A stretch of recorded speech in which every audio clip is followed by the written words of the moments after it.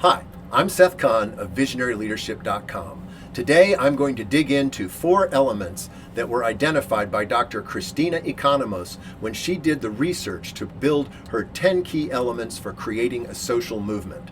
This research was led in 2001, and she studied 4 areas where the entire United States, from NGOs to political activist groups to politicians to the media to industry specialists, all flipped 180 degrees so that what was once a real problem in our country actually became a norm, that the breakthrough gelled and sustained a new level in our culture. She studied recycling, breastfeeding, seatbelt usage, and tobacco cessation. I use these 10 key elements in my work with clients. In fact, I use this chart as a diagnostic tool, and you can find a link to it in the text below. I clustered the first 3 around the idea of framing and building the case, and I've done a separate video on that. The next 4 come in, and I call them Gather Allies. This is the video that drills in there. And the last 3 I call Implementing the Plan, and there's another video on that. So let's take a look at what I mean by Gather Allies. First, you have to develop a plan.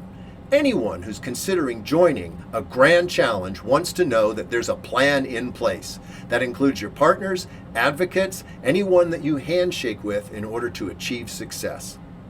Second, you'll need champions. In the research report, Dr. Economos and her team call these spark plugs. These are the people who have passion, enthusiasm, and energy and can tackle the places where there's resistance or other challenges to overcome.